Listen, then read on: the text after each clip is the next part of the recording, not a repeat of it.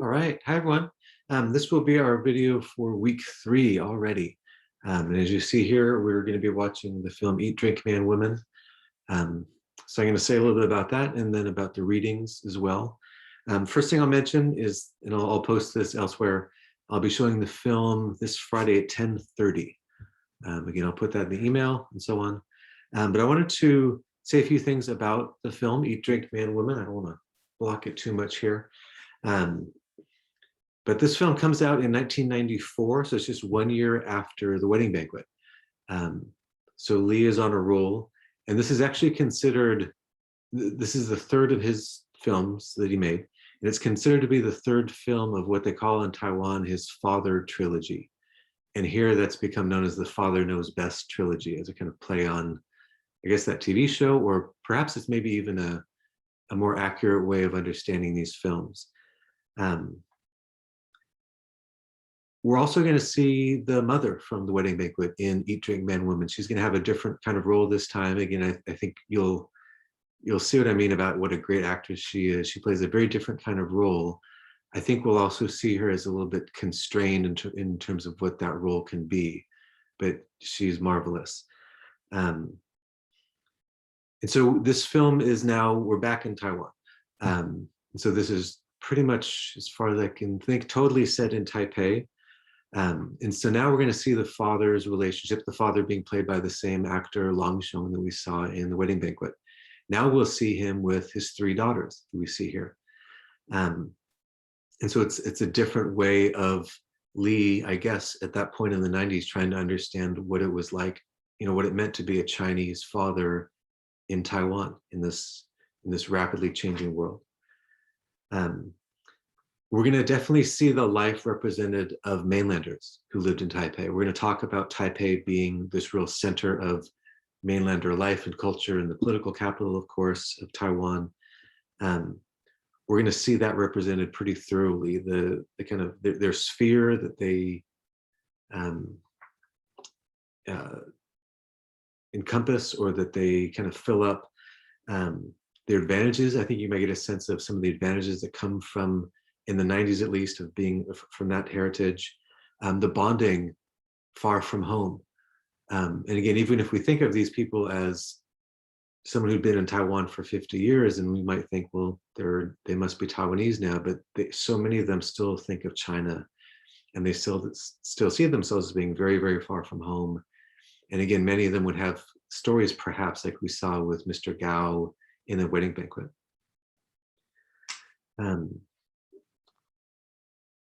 We're going to have to look a bit to see that Taiwanese perspective. And so I think with The Wedding Banquet, I was trying to give some hints as to what that was. And again, that difference between Taiwanese and mainlander.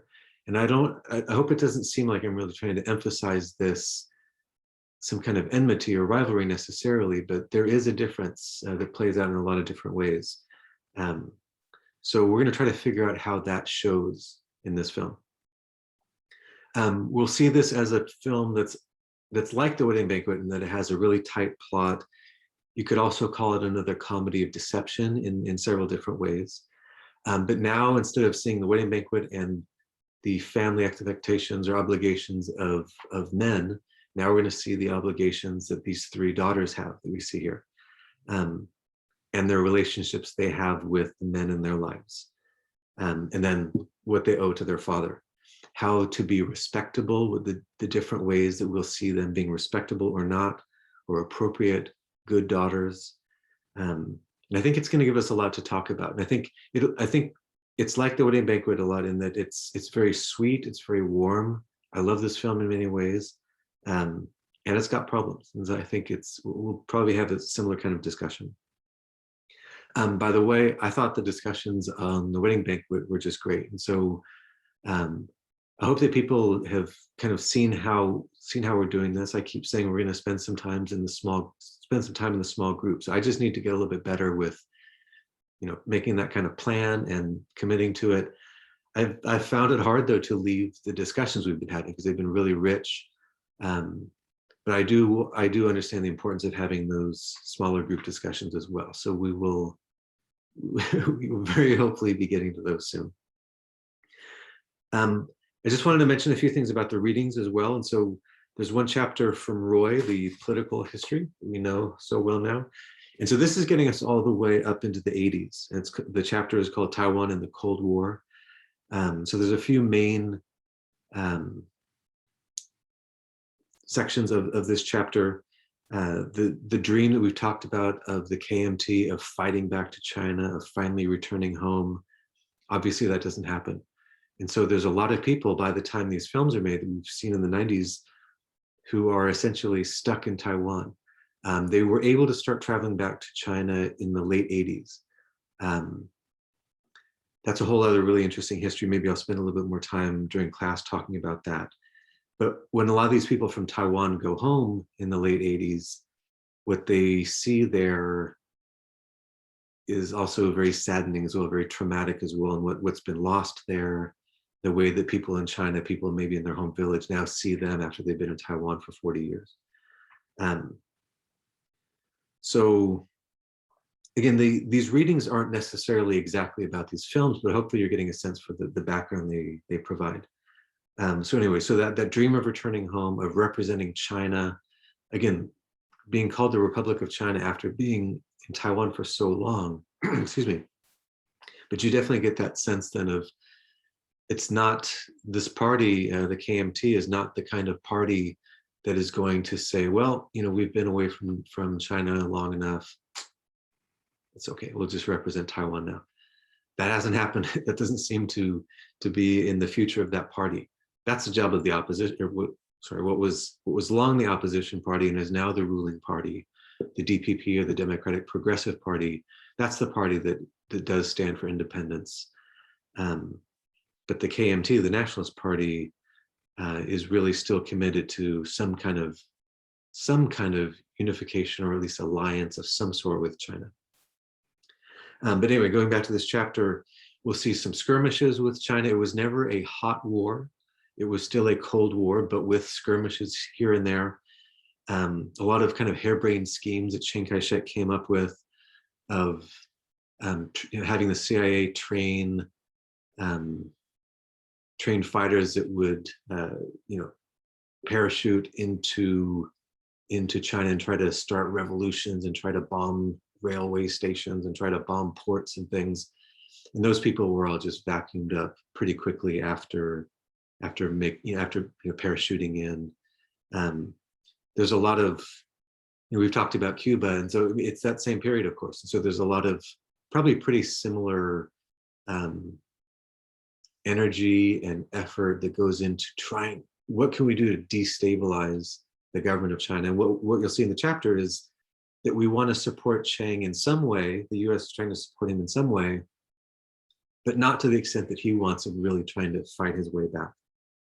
And then you'll see the international setbacks that start, especially in the 60s and then especially in the 70s, where the ROC really can't be seen to represent China by very many people at all. And it really is this big reset then, when that government has to realize they only represent Taiwan, even though the name is still about being the Republic of China.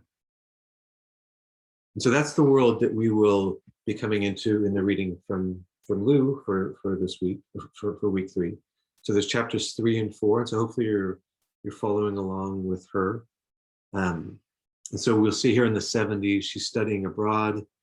She comes back to Taiwan. She's working in the government, and she starts to get the sense of what's wrong with this government that's been in Taiwan now for, by that time, for 30 years, and had a monopoly on political power. And we get a sense that they didn't, without any competition for power, they didn't seem to feel much reason to be very transparent or to work very hard.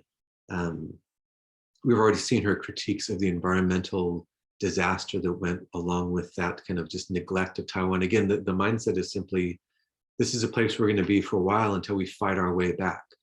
Well, when you can't fight your way back and then you're stuck.